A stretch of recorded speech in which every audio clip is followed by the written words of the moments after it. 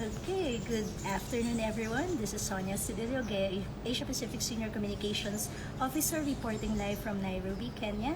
And joining me is no other than Juressa from Greenpeace Aotearoa. Hi Juressa. Kia ora.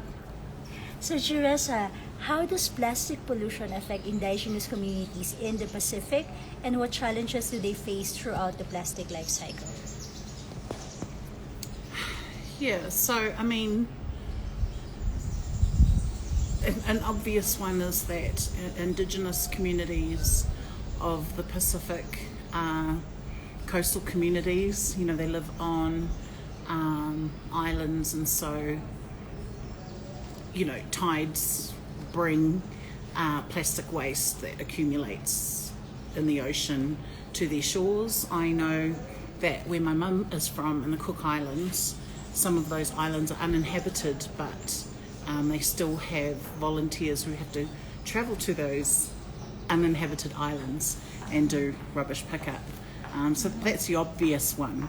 But the one that is less obvious is the link between plastic production and how it fuels climate change, or the climate emergency rather, and how these islands, some of them are low-lying islands, are on the front line of our climate emergency. So they risk losing their homes.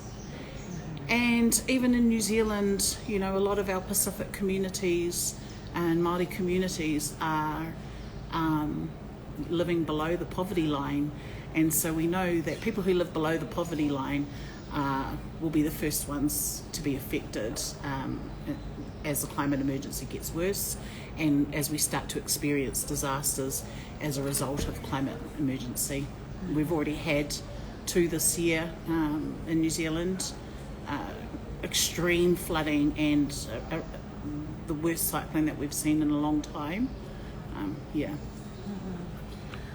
What role have consumer goods companies in the Global South played in plastic pollution, and what actions are needed to address their impact? Yeah, so I mean, consumer goods companies like Coca-Cola, they just don't care. You know, they're centered around profits. You know, and you know, as I've said many times before, the goal is to privatize the profits and socialize the costs. You know, the costs to the environment, the costs to our communities. And for our communities, when our islands and have been colonized, so too has our diet. Our diet's been colonized, and now these, you know, island communities are so dependent on packaged food and processed food. And as the climate emergency furthers and gets worse, and seafood becomes scarcer, and crops become harder to manage and grow in the islands, the dependency just grows and grows on those packaged foods. And so they have a huge role to play in that climate emergency and the scarcity of food for our communities. And our decision makers need to regulate them. That's it. That's all they have to do. They need to be regulated so that they take responsibility for the destruction that they're causing. So in the ongoing discussions, and earlier you were in the media briefing, what steps are we advocating to ensure a just transition to low carbon, zero waste economy with a focus on leadership from indigenous and most affected communities is realized?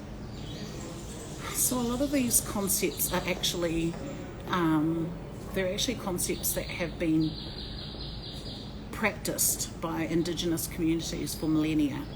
And so what we've been talking about this week, with indigenous communities being able to participate meaningfully in discussions and lead their own solutions, bring their solutions to the table, but as leaders and as the original custodians and practitioners of those solutions.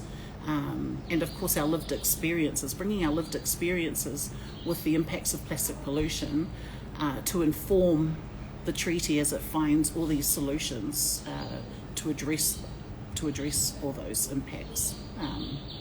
That is how we're going to get ourselves out of this mess and end plastic pollution. How are they responding to this?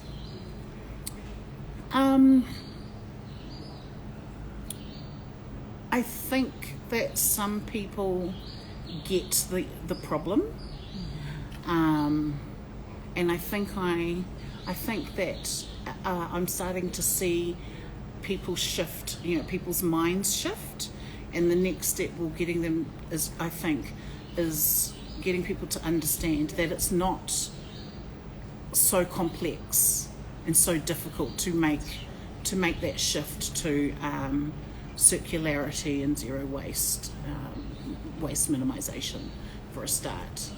It sounds like a big thing. We want to cut plastic production by 75% by 2040. It sounds like a massive change because it is, but I don't think it's a hard change. I just think it needs the will of our decision makers. That's all that's missing. Thank you so much, Juressa. Earlier this morning in the media briefing, there wasn't a single dry eye. Everyone felt the message, and you feel it. People didn't want to leave the room. People stayed, people listened, people hugged, and I hope the message gets through. Yeah, I hope so too. Yeah, we just need to keep the conversations going. Sharing our truths. That's all we're doing. If there wasn't a dry eye in that room, it was simply because we were all just sharing our own truths and our own realities of our lived experiences. Thank you so much, Juressa. Thanks, everyone. This is Sonia Silula again, reporting live for Gaia Asia Pacific and Zero Waste Asia Newsbreak. Thank you.